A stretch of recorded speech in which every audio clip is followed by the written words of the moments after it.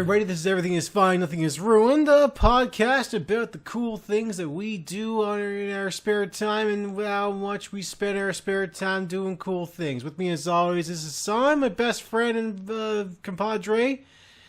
And that's me. Yeah, and we're here to tell you how easy it is, if you with the right tools and right equipment, to get not just spray paint, but blood out of your cool dune buggy. Yeah.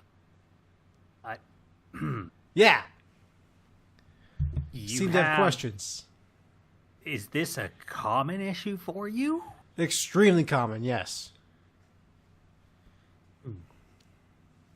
Follow-up question. Yes. Is this your blood or other people's blood? Always other people's blood, Hassan. When you are cruising the wasteland and your crazy fucking dune buggy with spikes all everywhere, and you have like a skull on the front, it's a cow's skull, and then like a couple of human skulls hidden elsewhere, just dangling up the back, kind of like a Just Married kind of can situation. And you had that harpoon gun on the top for, like, you know, harpooning other vehicles and perhaps the driver, and wrenching them into the vehicle with you. You get a lot of blood in your car. Because sometimes that body comes flying back towards you. It's spraying blood everywhere, and sometimes they have spray paint with them because like that just happens. So like it's hard to kind of like dictate what's going on there. So you know the best you can do is like cover up the aftermath by getting those things out of your vehicle. Yes. Yeah. So. Everything from the first word to the last word of what you just said, that's a crime. Well, I mean, not in the wasteland. It's doggy there, bud. Sorry, the wasteland? Yeah. Look outside. Look outside your window. Is it not just a big old open desert?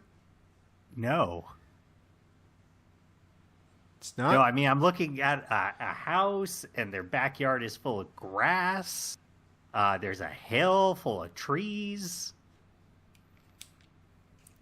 What are trees exactly? It's like a plant, but it's really tall. Plant. Thing what grows out of the ground. Oh, I have heard of those happening. Yeah, yes. No, you. Seems scary. Hey, quick question for you, Tristan. Yes. What's the temperature in your bedroom for the last 2 weeks? About roughly like 37 to 40 degrees Celsius. Okay, yeah. So, I think the current heat wave might have cooked your brain a little. No, not possible. Yeah, no. It's not possible because I slake my thirst with the blood of my enemies, so. Yeah, human blood's kind of warm, so that's not going to help you cool down. You let it run out into a bucket first, and then you let it get the room temperature still, but it's still cooler than... Yeah, okay, no, this is all checking out. Yeah, no, the heat wave, it's cooked your brain. That explains. Oh, sure. Well, cook my brain. Yeah, whatever. You tell that to okay. Look, if you're going to like say the heat wave has cooked my brain, let me tell you right now, I, Lord Bastardo, knows for a fact that my brain is uncooked. My legs have been cooked. That I am lacking legs now because they have been cooked and eaten by cannibals. I am now a man on tank treads. Okay. This much is true. My entire vehicle, my dune buggy setup is now run entirely by like a motorcycle rev. It's what I got to do to make it work. It's kind of I'll message Karen after this and just make sure she puts a cold pack on your brain. Okay. Try and uncook it. But in the meantime, we're here to talk about Mad Max the Furiosa stories, as I'm calling them. Um, reason for that being, hey, recently Furiosa, a Mad Max saga came out, so we now have two of them. And so I want to talk about them. Two Furiosas? Yeah, impossible. Just to set it up, so for anybody who doesn't know, Mad Max, a post-apocalyptic,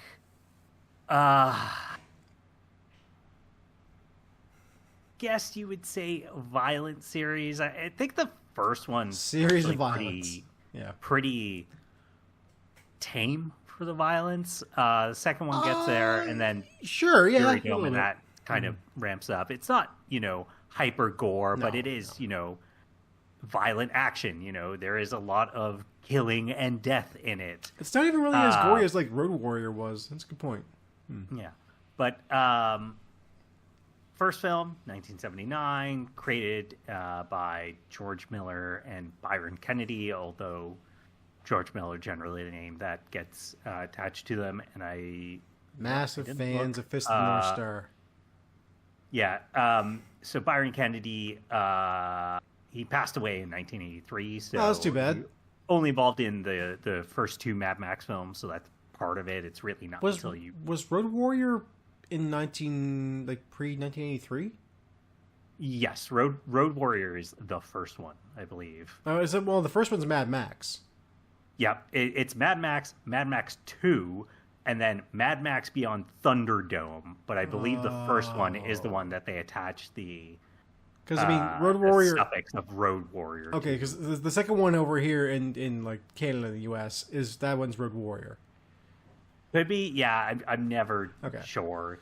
There's probably like Australian films and the different naming conventions. That shit happens. I get it. Sure.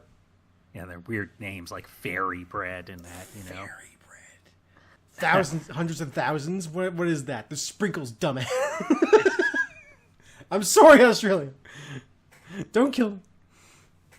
That's too late. Yeah, clearly. But yeah, so we get over a relatively short period of time from 79 to 85, 3 different Mad Max films. And then it basically, I wouldn't say it gets forgotten, but is not really thought of as a big film name.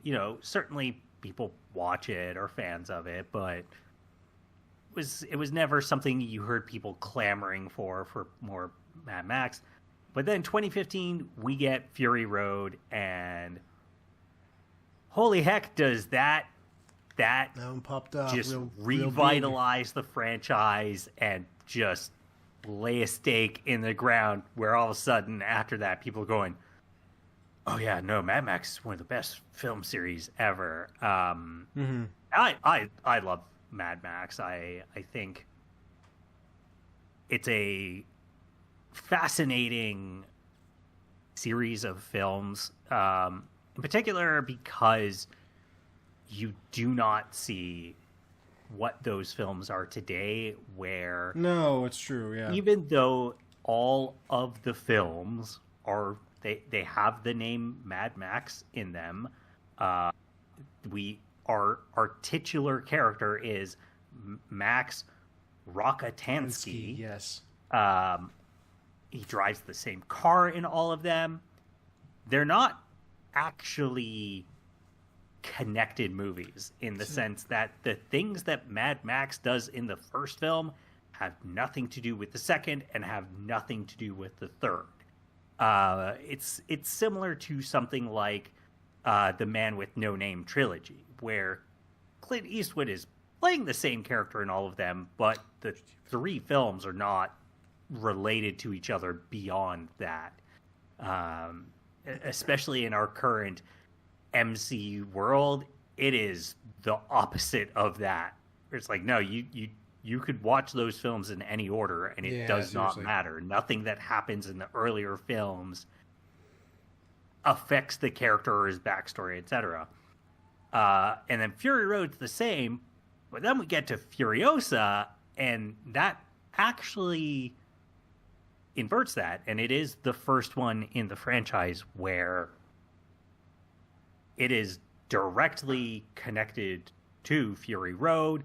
We see many characters show up in that who were in. Sorry, we see characters in Furiosa who were in Fury Road, and it's all interconnected. And I wasn't sure how I was going to feel about that going into Furiosa, just because, okay, we had 4 of these, none of them really try and be connected. And they, not only do they not try and be connected, they're also dramatically different in, I don't want to say genre, but in execution or execution, cinematography, kind of what they're going for in terms of how they represent the post-apocalyptic world, how Max has to interact with the villains of that. Because the first film, let me just take a quick look to see if Wikipedia tells us the budget. Okay, so it had a budget of very $350,000 to $400,000. Yeah, there you go. I mean, that was also in the 70s too, so yeah. Yeah, and it has that very kind of 70s way of like filming the shots. A lot of it's just kind of longer shots, a lot of more big, long white shots that then turn, less sort of jump cuts. Not a whole lot of zooming in on stuff kind of thing. Nope. Keep the camera open and wide. Do not zoom. In its post-apocalyptic world, it's not a like desert hellscape. In the first one, there's still plenty of plants around. There are still things like gas stations in operation. It's fairly shortly after the post-apocalypse, from what I remember. It is, yep. In Mad Max 2, we kind of get more of that roving gangs that just want to sort of, ocean cause destruction. Yeah, the ocean pulled away and the desert crept in fast, and now everybody's fighting for survival, and gangs want to eat you, basically. Yeah, sort of, almost like medieval roving barbarians type thing. Yep. I mean, there's literal barbarian imagery in some of it with horn helms and that. Then we get to 3, Beyond the Thunderdome, where it's more this, these sort of still barbaric, but we start to see these sort of strongholds form where people, are coalescing and coming together and sort of I don't want to say building a society, but they, we live in a society. Places of power start to form. And then Fury Road is just taking many of those things to an extreme, going for much more, almost religious-like leaders and the way that their followers will sacrifice themselves. And, Fury Road, just starting there, I know we've talked about before, but that film, man, that is still such a just incredible film across the board, where visually stunning. Visuals are amazing. The pacing is amazing. The artwork of building those cars is amazing. The fact that they named characters just that don't even really have lines is amazing. It adds lore to everything. It the actual plot behind it is amazing. They did a really good job with that movie. It's part of why I think it did so well is that it still kept a lot of the core kind of storytelling method, for lack of a better term, that Mad Max has, which is it did. You're right. It's never been a story that really wants to actually, I'll rewind it. So there's a line in H Bomber Guy video about Ruby where he says Ruby. this show seems like it's really good for the kind of people who like to read wikis. Where, you know, it's Yes. not, and what he means by that is it doesn't necessarily have the best character writing, it doesn't necessarily have the best story, but boy, is it willing to just sit here and just give you these lore dumps that don't necessarily do a whole lot to flesh out that world, but it's gonna just tell you about it anyway so that somebody can write paragraphs of text about it and say, so now you see that this thing is connected to this thing is connected to this thing. And that's not always bad. I love Mass Effect. Mass Effect is absolutely that. Yep. Star Trek similar. Mad Max, on the other hand, it's not interested typically. Mad Max is mostly episodic, man. Well, not only is it very episodic, but it's not necessarily interested in giving you a whole lot of like character backstory or, you know, going deep into not characters' relationships, right? Like, so it's almost you know what I just realized? It's almost kind of an anthology series in a way where it's just like Mad Max. Yeah, absolutely it is. Yes. Yeah. But for example, even within the individual movies, if we think about Immortan Joe, he has his sons Rictus Erectus. Yes, he is. Go on. And I know he has another. Is it? I can't find his other son here. It's annoying. Blood bag? No. But he has two sons. It doesn't go deep into the relationship with his son, or hey, is God, what is the name of his place again? The Green Place? What? The Green Place, I think it was, something like that. No, that's where they were trying to go. Yeah, which ends up still being the I mean the actual the Citadel. His Citadel, yeah. Like the Citadel, it doesn't go into. So is this, you know, a familial lineage? When he dies, does Erectus become?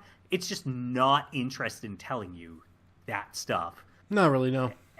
And so going into Furiosa, I was kind of a little bit hesitant of, oh well, you know, it's going to be about Furiosa. You know, it's going to go into this backstory stuff.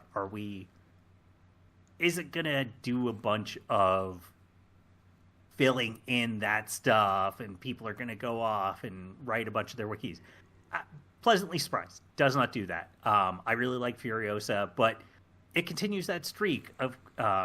so the way that this film starts is Furiosa as a child in the Green Place, and then we very quickly leave it, and it doesn't have a huge interest in telling you about the backstory of the Green Place, or Furiosa, when she is in the Green Place, there are these women who clearly act as the sort of Amazonian warrior analogy of what we're going for, who keep it safe. One of them sets off to try and rescue her.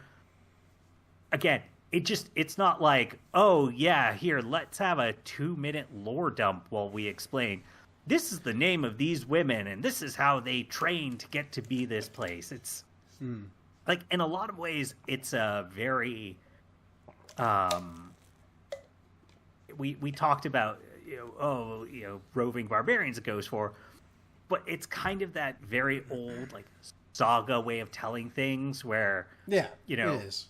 Oh, it'll just say things like, the Valkyries train day and night for this thing. In modern storytelling, a lot of it be like, they train day and night. Here is several paragraphs that explain the way that they train, but you go back to hundreds, thousands of years ago. They didn't sit here and do that. They don't write out, here's the exact things that they trained and did to get battle hardened and ready. Want to either, because that's a lot to memorize, so you couldn't just do that. And on top of that, like, here's the thing: seeing somebody train in for a sword fight or for battle was a lot more common back then. It's like, oh yeah, I just watched like Uncle fucking Piotrovic fight a wooden dummy with an axe. So I've seen him kind of fight a guy, technically, sort of. So yeah, that's how you train. Even up until not that long ago, there's a lot of stuff where it is just assumed that you have a certain level of knowledge. Like, if you ever go back and you look at a recipe book from, say, the 1800s, they're crazy for how much they're just like, oh yeah, so just make a mayonnaise. You're like, yeah, what? How? Or it'll just be like, cook an egg and mix with milk. And you're like, what is cook it? How am I whisking it up first? Am I? What do you mean? How am I making this sauce, book? I'll just be like, add garlic. How much garlic? Let me tell you, that stuff still goes on because my partner has a cookbook that is from her, like, a church group that she got like years and years and years ago. And it's filled with the recipes of like all the churchgoers in that church. And most of them, when it comes to making bread stuff, is like, just make a nice dough. And it's like, what do you mean? What are the weights, the proportions? What are salt, sugar? What goes in that? How much flour am I putting? What do you mean, nice dough? Yeah. So yeah, it still happens. Love it. Yeah. But that is something with Furiosa I was happy to see, that even though it is filling in backstory on a character from Fury Road, and it does fill in some of the elements we see in that town. So we get to see things relating to Bullet Farm and Gastown, which are these two other locations Good that old Bullet help Farm. to supply the Citadel. And we got a little bit of sort of seeing the relationship between these three locations and the people who rule over them. That's cool. But it's not interested in sitting here and just giving you this lore dump. No. Which I appreciate. Also, very happy that the villain in this film, so Immortan Joe does show back up, though he is not our primary antagonist. This time around, it is Dementis, who eventually goes by Dementis the Red, played by Chris Hemsworth. Ooh. He's a very fun and interesting character because Mad Max has always had these enigmatic, sometimes charismatic, sometimes not, sometimes very powerful and malevolent leaders. His villain is almost a little bit more like an evil vizier kind of thing. So he plays Dementis. Yes. Okay, sure. Love that. Yeah, he puts on this I'm slight nasally voice. They give him some prosthetics, so he's not Chris Hemsworth, a very chiseled features, conventionally attractive man. They sort of cover that up a little bit so that he's not that. And he has this roving gang that comes with him. And one of the more interesting things is, so when he shows up to the Citadel, there's this moment where he basically tells, Morton Joe, hey, look at my army, surrender. And if I remember the scene correctly, Morton Joe basically just goes, pick a number. So they shout out, or no, he says pick a guy. All his war boys are high up on these bridges and such. And so they just point out a guy, and the guy just jumps down with the explosive poles, blows himself up. Love those war boys. And Immortan Joe's basically just like, this is why you will lose. You know, I am a god to these people. You're just some loser who thinks he's a big tough guy here in the desert. And then there's a moment later on where after Dementis and his gang leave, that they then end up attacking a truck carrying water from the Citadel to, I think it's Gastown. Sure. But Dementis ends up sacrificing. So Dementis is the head, and then under him he has, you know, different sort of faction-y groups who do different things. So like one guy under him, his men almost kind of have a sort of medieval doctor look to them, but they are on these skis that get pulled behind them, and then they fly up in the air. And yes. God, visually, yeah, as stunning as Fury Road was, as imaginative in a lot of ways with that. Yeah. But he ends up sacrificing some of those, and this guy, you know, gets frustrated and pissed and ends up kind of leaving and attacking Dementis later on. And so that's interesting. You know, a new sort of twist of a villain in this, where we haven't seen, you know, a antagonist villain like that in the Mad Max series, where the people under them are not 100% obedient, loyal. You know, to see Dementis be more of this, he's brought together disparate groups, and so they're not necessarily 100% loyal to him. Yeah. Very refreshing, very interesting. Another big new character that we have here is Praetorian Jack. Which, for anyone who has forgotten, in the previous film, Fury Road, Charlize Theron had the term Imperator Furiosa. Yes. But now we have Praetorian Jack. And so his role is that he drives the Citadel's war rig, which is this basically post-apocalyptic, covered in spikes and weaponry 18-wheeler that hauls water and food from the Citadel to the Bullet Farm or the Gastown. And Praetorian Jack is an interesting character in that he's a little bit of a stand-in for Mad Max, in the sense that he does look the part too. Yeah. Kind of, yeah. In the sense that he's sort of supposed to be the good guy in this, but what makes his character, and Tom Burke does a really good job in this role of a very subdued character. But he's sort of this character where he is a good guy in a world where good guys just don't work.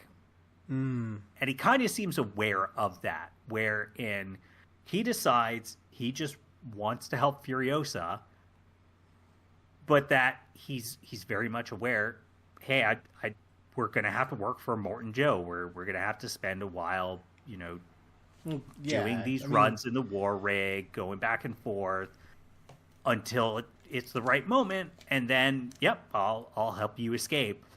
And so he's not, you know, trying to save everybody. He's not trying to just surviving. Stick his neck out constantly to help everybody. He realizes, in order to survive in this world and do the little bit of good that I can, I just have to live this way. And it's just,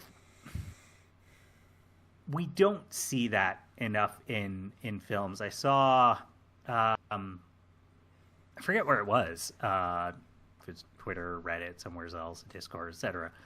A really good discussion recently where some people were lamenting that one thing that film and television is very, very bad at is not accepting the realities that sometimes, and the way that the person who sort of started it put it was that sometimes triaging is the right decision and the good decision. That so often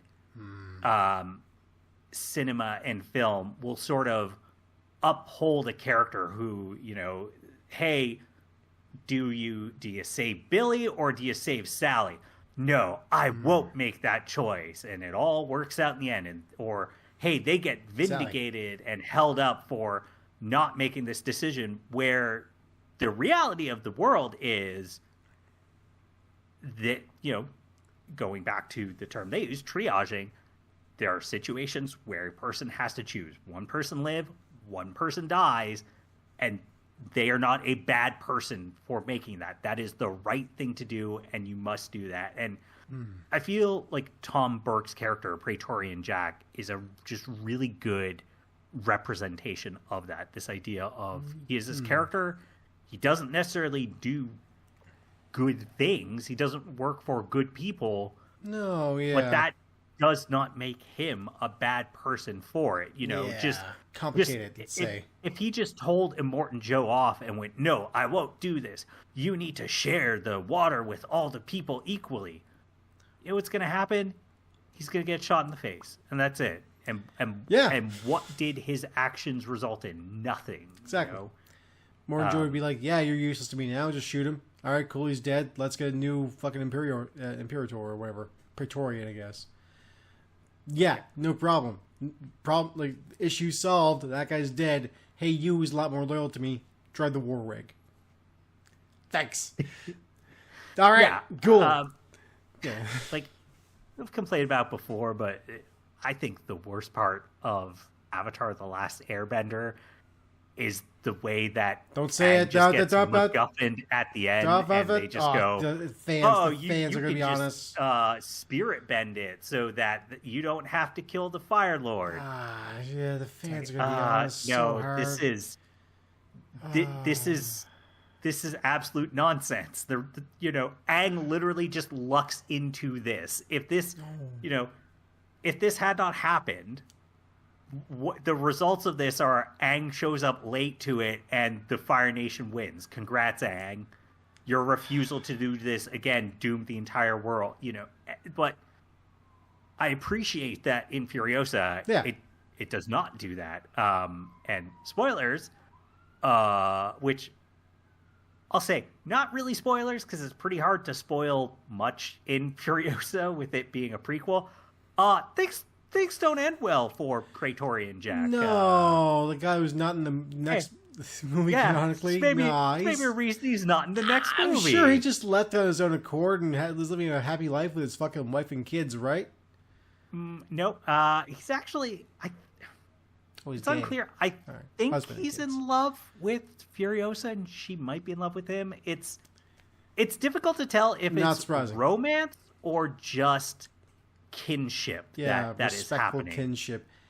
Who knows? I mean, it could be either one. I mean, George Miller tends to not write romances at all, and like the things that kind of show up out of his movies when it comes to like people who like each other, it used to be like this hardened, like we are like a family kind of situation, as opposed to I love this person, we go kissy now.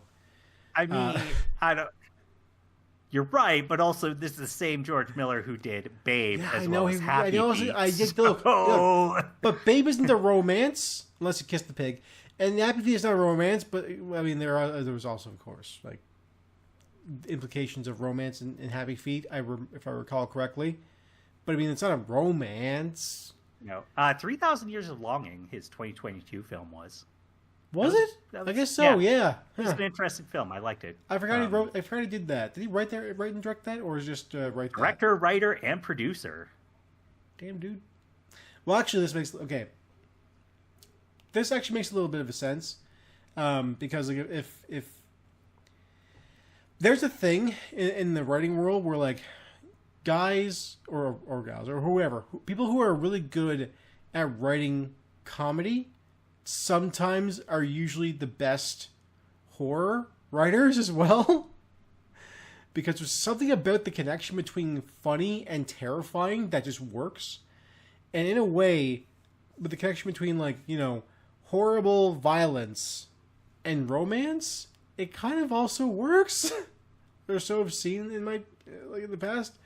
It's like, yeah, I like, if you take, like, yeah, if you take movies that are like, yeah, this movie's all about this terrible, violent thing that's happening, but also, like, the director also does these romantic movies or something like that. There's like a, hey, I probably do a catharsis over here while I'm doing this stuff, or vice versa. Yeah, I mean, I'd say it's because, you know, horror without sort of humanity to it, you know, without, like if you just wrote horror and the characters in it didn't have any sort of relationships, any love, Yeah, like what's scary about hard. that? Exactly, You know, it's hard to. It's a case of like, and Yeah, it's gonna sound worse than I mean it to, but it's sort of that. What's the point of being alive at that point? There's, True. you know, death loses its scariness if there's nothing to lose. exactly. Yeah, I mean, there's more to it than just that. You can write effective horror without any, without deep humanity, as long as there's some sort of service level humanity to it.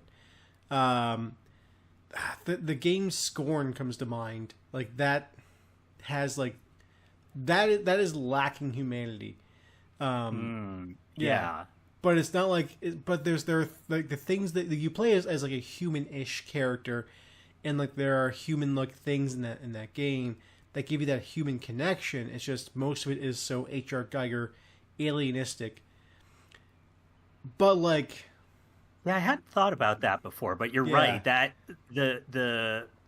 that game just doesn't come across as all that airy, because it's like, yeah, it's more of like you a, don't what know the fuck? why you're doing those things. Yeah. There's not, you know, you're not trying to save somebody. You No. don't know much about. Does he ever even tell you who you are or anything? No, I don't not think really. so, You right? don't really have a name No. or anything. It's again, it's more about like, what the fuck was that, as opposed to, you know, an actual storyline and that you can follow and that sort of thing. There's a storyline to it, but it's riddled in metaphor. George Miller, back to this subject at hand. I find that his movies tend to, I mean, they're very human, but I find that like when it comes to being action films, they're almost kind of like what the fuck action films, where the action, it makes sense and things happen in a very correct order, but they don't have that like, this is happening because of this, and this. It's more so it just kind of happens, and that's just because life happens that way. And I feel like that's what George Miller always goes for. Yeah. So speaking of storytelling, that I think is also one of the interesting things about Furiosa, because Mad Max 1, 2, Thunderdome, and Fury Road, one has a little bit at the beginning of a sort of set up, and then I believe a small time skip, but otherwise, all of those films are barely condensed in their sort of time span of telling a story, where yeah, I see what you mean. Yes, kind of a couple of days at most. Like if you think about Fury Road, it's Max gets kidnapped, sets off to escape with Furiosa and the other women, and there's a little bit in that middle section where it's unclear how much time passes while they're searching for the green place. But it seems like it's no more than a couple days. Whereas Furiosa, we see Furiosa from fairly young child. I'm gonna guess, yeah, of course, 10 or 11-ish up to her adulthood. And so the storytelling in this takes a very interesting turn where Let me see if I can find his name. Oh god, there's a character in it called Smeg, huh? Smeg? Oh. Apparently. George Yeah. Miller. That's the one you need to rein back just a little bit. I mean, like, oh man, Smeg, really? Yeah, apparently. I mean, fine if it was like Smag, or like Smog, or like I don't know anything else. Smeg, sure. That's it. So it's the History Man is their name. The History played by Man. George Shevstall. Sound it out. That is Yeah. It's Shevtsov. Shevstop. Yeah, it's I got you. The That's hard to VTS say. is a difficult one. And so he's this sort of elderly man who he remembers the history of the world before the apocalypse. But this film literally has chapters at the beginning, and the history man will sort of speak over it, acting as a narrator, which is a first for these films. And as I understand it, some people were quite upset, we'll say, and didn't quite understand the storytelling of this, where it will just have huge time skips, and it will just, go, oh, here's chapter 3, and, it'll be called whatever. I forget what the Sure. chapters are called. But as I understand it, some people were not down for that because it doesn't feel like it's necessarily, kind of going back to what I was saying about the whole wiki thing, sort of this, well, what happened in between? Why, hey, we're missing out on these huge chunks.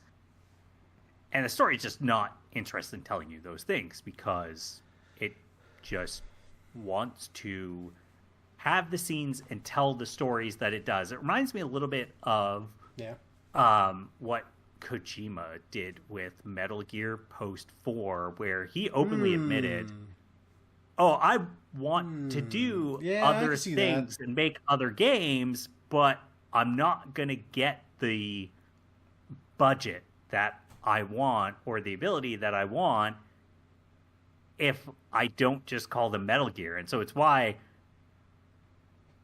there's a lot of stuff in the Post 4 games that in some ways just outright contradicts some of the games before it, or they just have this very different tone and such. But I appreciate that. I like films that challenge their audience, that aren't just there to be people pleasers. This will be a shorter episode because kind of getting to the last part of this. So for some reason now, all people seem to, or not all, but a big part of the talking points around films has to do with what was its budget versus what did it make in the box office. Really? Blah, blah, Wait, blah, blah, blah. people really care about that? Like, I know we've cared about that in the past, but people really care about that now? People really care about it. I feel like Really? in the past you definitely heard about bombs. Like, you think about Waterworld, right? People talk about those. Why would you But bring up generally- Waterworld, Hassan? Well, no, explain yourself. Well, it's also, in a post-apocalyptic film with Yeah, a yeah. specific sort of elemental setting, let's call it. Yeah. Yes. Good point. Go on, sir. It's not actually a bomb, but people have always talked about films. Titanic, highest grossing film ever. Avatar, blah, blah, blah.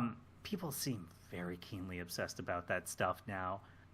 Furiosa So weird they're obsessed with it. definitely didn't do well. So budget, $168 million. Box office, $173 million. Well, That's- it's still that's- made above. Well, no, because Damn it, no, right marketing fucked. well, not just marketing, but like the actual film studios don't get 100% of the ticket sale. No, I know. Movie theater. There's a whole bunch of discussion where people are like, oh, but the Australian government gave them all these tax breaks, blah, blah, blah. I'm not here to get deep into that argument. What I will say is, it seems like it didn't do particularly well. I mean, we probably... Let me point something out to everybody else out there. Most governments will give films tax breaks if they're shooting within that country. Like most countries will do that because, it's just nice to have it because that way people want to go and shoot movies in your country and show off the country or wherever for you. You don't gotta make tourist claims. It's just like, oh, this was shot in Nova Scotia. Look how beautiful it is. Oh, we should go there. Used to be the case. We used to have a film tax credit here. Yeah. But say it. Seems pretty clear this film didn't do great. Probably means we won't get another no, we Mad probably Max will. film. I don't think most of these movies do all that great. Well, no. So the first one did. The first one did super well because it had that super low budget. Well, yeah. But then it had like Road Warrior. I'm pretty sure it was called $100 million. So massive profits on that. Yeah. But you're right. The second one, $4.5 million budget, $36 million. Yeah, there you go. Brought in. Thunderdome, I know, made less. Had to have made less. Thunderdome about the same, $10 million, $36 million. So okay. Yeah. higher budget, but only brought in as much. Yeah. Again, these Until Fury Road came about. It did not feel like any of these films were ever in this contention of, oh my god, this incredible film series. It's just people liked it. I mean, like, I know for a fact that George, like the Mad Max series, George Miller, these are his like vanity pieces. These aren't like the movies he's making to make money per se. These are the ones he wants to does because he fucking loves making them. So like, I'm pretty sure he has said that he's of the mind that, like, if these make money, great, they should, awesome. But if they don't, he's not so heartbroken. Well, and I think for me, I love Fury Road. I love Furiosa. Yeah. Again, those are not ridiculous budgets by today's standards. No. 170 million for them. They are a little bit on the higher end. They also like a CGI budget, so yeah. Well, a large CGI budget. I think the thing I would like to see if we do get another Mad Max story would actually be I wouldn't mind seeing something that did rein that in a little bit. As much as I think the visuals in this are incredible and amazing. I would be okay if it was a little bit more of a cheaper and more grounded Mad Max and story that we went back to. I like that. Yeah. I'll also say if we do get more Mad Max, I hope it's not much. And what I mean by that is I hope they don't try and do to this what we are seeing them do to things like John Wick, where I smell franchise. So they did at least one TV series. I know that, and then I believe there's at least one spin-off film series happening, maybe multiple. I forget. Ballerina. Yeah. So John Wick 1, 2, 3, 4. There was also the Continental, which bombed horribly, unfortunately. Well, lots of reasons. I think the main reason is like A, Amazon, but B, a severe lacking in Ian McShane, because Ian McShane is fucking great, like truly amazing actor, and really like him and Lance Reddick. I mean, Lance Reddick's dead now, but whatever. Continental bombed, and then we're getting the Ballerina spinoff. which I'm curious about. I will watch it. I mean, I like that world. I like those characters-ish. If reviews are good, I might check it out. I still haven't even watched John Wick 4 because it's The fourth over one's 3 hours. I mean, it is over 3 hours, but it's really good. yeah, I don't it's usually. 3, so... Yeah, but it's also Donnie Yen. Yeah, that's true. But it's not even just John Wick. Dune, very similar. Yeah, Cranking out a ton of games. don't I know. believe that there's a TV series of some sort that's supposed to happen. Dune? Yeah. Interesting. Yeah, well, I mean, I don't think it's about think Paul Dune works Atreides. I think it's No, that's something fine. else. I forget. I might be confused think with something else. Dune but... works better as a TV series anyway. Like I think the original like movies kind of prove that. Like it was originally a 6-episode like short series, so it worked out better. Yeah. Yeah. But Mad Max we're though, in that I don't environment know. where once something is popular, Franchises. these IP holders, they just want to beat that horse to death. They want to put it everywhere they can and squeeze every dime out of it they can. And you're something better than human. You're IP. But I do not think Mad Max works as that.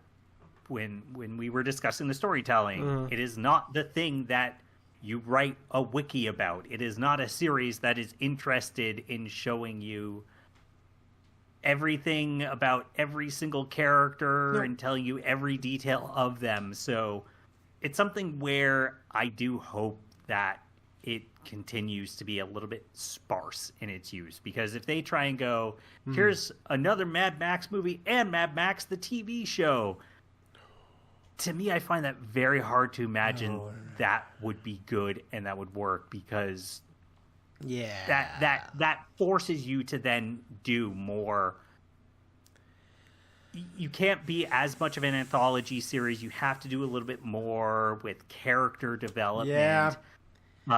In would, particular, if you had asked me, say, post season 1 of The Mandalorian, I might have sat there and gone, that show made it. It did the wolf and cub, the man with no name thing of, hey, here's your lone gunman coming into town. He sort of makes friends with the character and then he goes off and that's it. Yep. And then seasons 2 and the couple episodes of season 3 that I watched completely undo that and ruin it of, no, what if instead it's about him and his gang of friends, and then they're also saving the universe? And so at this point, I just have basically no faith that anything big budget out of Hollywood and on TV could maintain that of no, don't worry, we're not going to make it all about saving the world and all this character building relationship stuff. But what if we save the world again?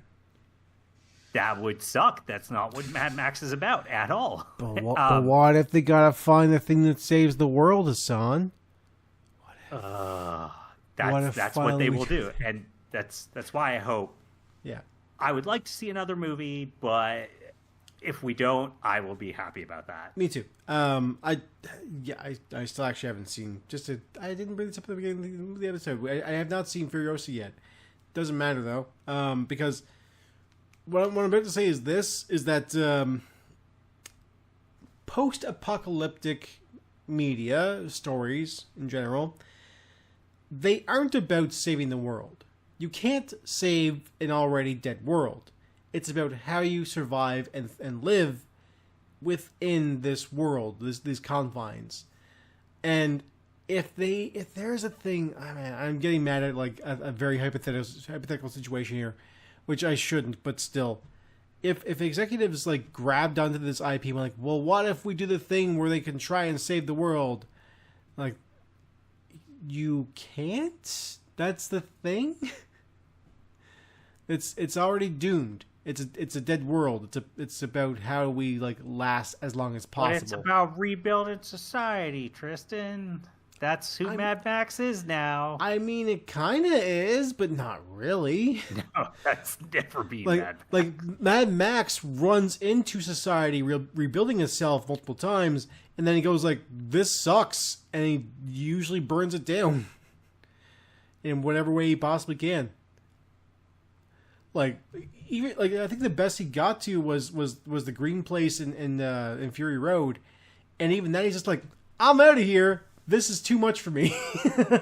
I'd rather wander the desert and go fucking drink lizard piss. Cool. Ugh. I only drink human piss. Who drinks lizard piss? Nah, that's fair, yeah. Desperate people, like Mad Max. Like Max Rakutansky. Gross. Yeah. Can't believe it. But on the note of lizard piss, we should wrap things up. So How would you... Alright, yeah, definitely. Why don't you tell people where to find us? Go, if you want to see a son drink a bucket of lizard piss, you should go to our Twitter page, which is at EAFNAR. Not happening. Again, I only drink human piss. Okay, if you want to see him drink a bucket of human piss, go there. If you want to see me bite the head off a chicken and drink its blood, you should go also to our AFNAR page. It's great. Also go to our iTunes and Spotify, and if you're watching this on YouTube, click buttons until one of us drinks some sort of horrible fluid. You're going to get salmonella, by the way. It's either going to be blood, some sort of like weird animal detritus, or brake fluid. Brake fluid, yeah. No, I'll take the lizard pee. But like, yeah, fair enough. I think you're more likely to survive at that point. I think so. I'm pretty sure you are. Yeah. Do those things that would get that. Yeah, you would. Yeah, yes. Click buttons and then like and submit to my will as Lord Bastardo. Okay. Yeah. Also go to our friends at DJDane.com. This guy does our music. DJDane.com. Go there. Listen to his great tunes, and I say you just go on an adventure with him, and then learn at the very end that society should have just been burnt down a long time ago. Yeah, that's That's the point of these movies, in a way. Sometimes society, sometimes in the post-apocalyptic hellscape that is the world, it is reflective of our present hellscape of the world. And that is bad and shows us that we are currently living wrong? Question mark? No, it all checks out. Yeah, sure. Yeah, do those things. Yeah. Anyway, that's it for our show. Tune in next time for a Keeney episode of Everything's Fucking Still Ruined. See ya. See ya. Hey.